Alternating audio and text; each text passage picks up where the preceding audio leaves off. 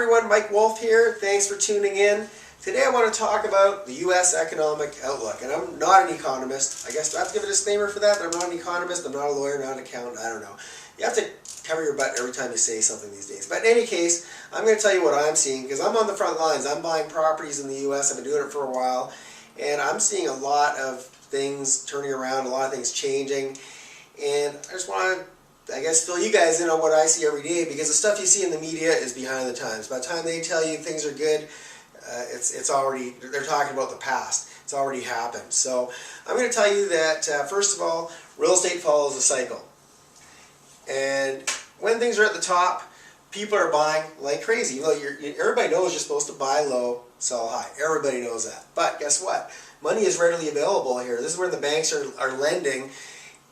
You know you're at the top when every single person you run into is a real estate investor. You ask them, oh, what do you do? Oh, I invest in real estate. Everybody's investing in real estate, because guess what? When it's going from here, and it's moving up, it's pretty hard to screw up. If you buy a house and it goes up, not because of anything you've done to it, or not because you had fundamental, you were looking at the fundamentals. You didn't do anything except for you happen to have really good timing. It's kind of like if you walked into went up to a roulette wheel and it happened to come up red 3 times in a row and your favorite color is red. That doesn't make you smart, it makes you lucky. So everybody is making money because they're getting lucky. That sounded horrible, but in any case, everybody's making money because the market is doing its thing, it's going up, it's following that cycle, and everybody gets caught up in it. Now where people make their mistakes though, is that they don't realize that this bubble eventually has to burst and it comes to an end. But the reason people are investing, once again, isn't because the fundamentals are great, not because it's the right time to buy, for no other reason that you can go to your bank and they can't wait to give you money because they get caught up in all the hype just like everybody else does. And they think, oh, well, as long as properties keep going up, it doesn't matter if there's no equity, because in a month from now there will be equity. So people are buying for all the wrong reasons. Now down here you have fear, tons of negativity. The media loves to make things a lot worse than they really are. There's a big tendency in the media to exaggerate in either direction. So when things are good, they're going to make it sound like it's just so good and you're so stupid that you haven't bought real estate yet, because you could have made this much money. If you would have bought last month, you would have bought here. But now, because you're so stupid, you missed out, and now you got to pay this. Well, when it's going down, they do the exact opposite, and they make it sound like things are so bleak, never going to turn around, nothing's ever going to change, and it's just going to get worse and worse and worse. And you know what? I can't even watch the news anymore. It drives me nuts. I don't watch TV, period. And I'm very good at filtering the news that I get. There's certain things I need to know, and so I want to know what our Canadian dollar is doing. I want to know what interest rates are doing. I need to know a little bit about what's going on in the world, but I filter out all the negative crap that's out there. My background before real estate was psychology, and I have a degree actually in psychology, a minor in sociology. And one of the things that I know is that our brains, they're developed in such a way to protect us from bad things. It's more important for us to be safe from the bad as opposed to focusing on good. So negative news will always catch our attention a lot quicker. That's why we have to always look at a car accident. We have to see the negative is out there.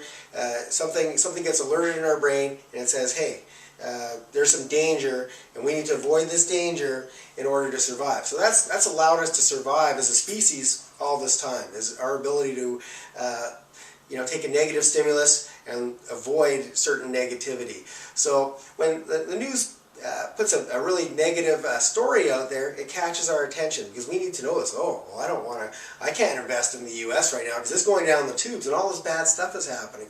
So when they put that out there, we pay attention to that. We don't tend to pay nearly as much attention to the good. We're already out there buying our properties like crazy when things are over here, even though it doesn't make any sense. So it's really important to be careful how you're analyzing the news and all the information that we're bombarded with every day. I mean, these days, access to information is huge. We have so much stuff that we're bombarded with every single day in the media, whether it be newspapers, TV, on the internet. We have access to so much, way more information than ever before. And the thing is, information and availability of it is growing exponentially, where our brains they're going much slower. We haven't adapted to all these changes. So it's very important to filter out the information you're getting, not be overwhelmed. But anyway, I'm not here to talk about psychology, but in any case, what I want to do though is get rid of some of those myths and misconceptions, some of the stuff you may be hearing in the media. And so, for instance, let's talk about where different places are on this continuum, on the where things are. So, in my opinion, and these things aren't black and white, where I can come out and say, oh, we're definitely here, we're definitely there. These things are open to interpretation. I want you to think for yourself. Where are we in the city that you're in? Where is your city in on this continuum? So I'm looking at Calgary, and you'd have a very, very hard time convincing that Calgary's anywhere near here. We're arguably either here, where we're still maybe going to go up some more because of the oil thing, or maybe we are at the top and we're ready for that bubble to burst. You could convince me we're somewhere between here and here, no problem.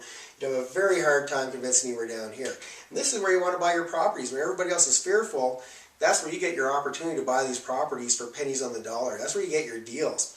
And if you're not loading up now, you're going to be one of the people fighting over my properties in the future. And I'm thankful. Thank you for your help and for putting more food on my table. But you have the opportunity right now to be loading up on properties and markets that are down near here. So I'm going to tell you that Vegas was the first U.S. market I ever got involved in. And if you're trying to catch bottom in Vegas, you missed it. It's already over here. Stuff that I was paying $80,000 for, let's say a year and a half ago, when we were down here, that's now $110,000 in the good neighborhoods where I was buying. The same homes have gone up substantially. Yet, have you seen that in the news? Probably not. Phoenix has just turned the corner. Prices are going up. There's so much competition. It's so hard to get a property there right now. But it's turned the corner. It's on its way back up. So if you're trying to catch bottom in and around Phoenix, you missed it. Florida, most of the markets have already turned the corner as well. So all the sexy markets have turned the corner because they're the most popular. They're on everybody's radar. And you've got people like the baby boomers and the snowbirds and the foreign investors from all over the world. They know about Florida, Vegas, Phoenix. That's on everybody's mind. Now, some of the markets that we haven't hit bottom yet, Atlanta, in my opinion, is very close to hitting bottom right now. So I'm doing a lot of work down there. I've got access to some great deals. If you're interested, let me know. But in any case, it hasn't hit bottom yet. It's got a little bit of ways to go. But the point is, I'm not going to plot every city and where they're at. But what I'm getting at is that a lot of people say, oh, I'm waiting for it to go lower because the U.S. is going down the tubes and they're not going to recover anytime soon. Well, that's a bunch of crap. No matter how bad the government screws up, how many trillions of dollars they print, the U.S. isn't going to disappear out of your atlas. You're not going to open up your atlas anytime soon and see this big blank space underneath Canada and separating Canada and Mexico, this big body of water. That's not going to happen. So it's not disappearing. We know it's staying there. And the other thing I know is that the people that live there, once again, no matter what their government is doing, they're, for the most part, not moving from their homes onto bus benches. So there may be a transition from home ownership to rental. Maybe the American dream is on hold temporarily while these people go into rental situation and get back on their feet. And guess what? The homes that used to be $300,000, they can now pick up for $80,000. Well, they couldn't afford it at $300,000 at ridiculous interest rates when these adjustable rate mortgages adjusted back a couple of years ago. But they can afford an $80,000 property at record low interest rates. They can't afford not to buy because these homes are a lot more expensive in the markets that I work in to rent as opposed to own. So who wants to pay me $1,000 a month rent when they can buy this home with almost no money down and have a payment of $400 a month? It doesn't make sense. They're going to be buying like crazy as soon as the banks loosen up and allow them to borrow. So what is happening is, once again, the U.S. Is certainly taking a big hit. They've been hit quite hard by the recession. They printed trillions of dollars. What that's going to lead to, our next crisis that the U.S. is headed for, which is going to affect us here in Canada and globally, is huge hyperinflation. And that is actually a good thing for us as landlords if we're buying smart, if we're buying intelligently right now, because we have the ability to get money really, really cheap right now. So you got to take advantage of that. We can get homes really cheap right now. Got to take advantage of that. And rent is tied to inflation. So guess what? If the numbers make sense now, if you have this home for $80,000 in Phoenix or wherever, and it's getting $1,000 a month in rent, well, guess what? When this inflation kicks in and people start making more money at their jobs, inflation doesn't kick in unless the economy is robust and things are happening. People are spending their money. You don't raise interest rates when nobody's spending. by the time they start raising interest rates, people are back at work again, they're making money, they're spending it, and now they've got to curb things and slow the economy down by raising those interest rates. So guess what? These people are making more money at work, so the price at the pump goes up, price at restaurant goes up, price of rent goes up. So as a landlord, now you're getting an even better return on your investment because you bought low and now you're riding up the waves. So you're getting paid each month while your property goes up in value. Not only that, you're getting paid more as time goes on to do that same thing. And if you're smart, when it gets up here, you're basically cashing out. Either you're selling it and buying something down here, or you're leveraging and buying something down there, and you're riding out the wave. And this stuff repeats itself over and over and over again, so you don't have to be a fortune teller. You just have to know the signs.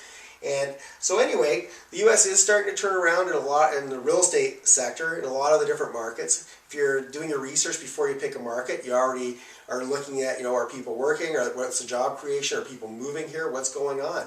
And if you follow this sort of stuff, this is the time to buy. This opportunity, I'm not saying that the home in Phoenix, when I say it's turned the corner and it's over here, what I'm saying is the home that used to be $80,000 is now $100,000. It's nowhere near the $300,000. Still got lots of time to climb. So I'm not saying, oh, don't buy because you missed bottom. Don't worry about bottom. Worry about what you can get, what kind of return you can get right now. Does it make sense? And I'm telling you, a lot of the markets that we're in make a ton of sense. And if you have the money and the ability to buy these properties, now is when you load up. And if you don't believe me, not that long ago, Warren Buffett was on, I believe, CNBC.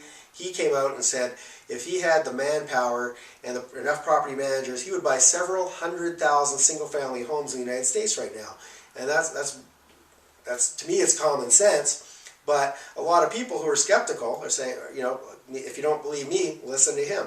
Also, Donald Trump, shortly after that, he doesn't like to be outdone, so when Warren Buffett says something, he has to come up with something. So he said that single-family homes in the U.S. right now are a better hedge against inflation than gold is, and I would agree with that. So in any case, it doesn't matter to me whether you do it or not. I'm just saying that you don't want to be one of those people when things get over here saying, oh, I remember when I could have got a house in Phoenix for $80,000. You don't want to be one of those people that said, oh, if only.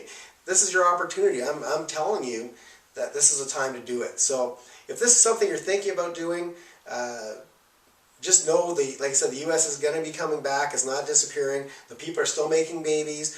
They're still needing a place to live. Shelter is always going to be something that we require. It's not really an option for most people. So just like food, people are always going to need food. So if you're investing in things that people need as opposed to luxury items, if you're investing in a boat, I don't know that I'd be too keen on that right now. I don't think there's going to be a while before people go and buy all these toys again. But if you're investing in things that people require and need and that are upwardly mobile price-wise and you're buying at the bottom, that's where you make your money. So thanks for tuning in. I hope that was helpful, and I look forward to seeing you in my next video.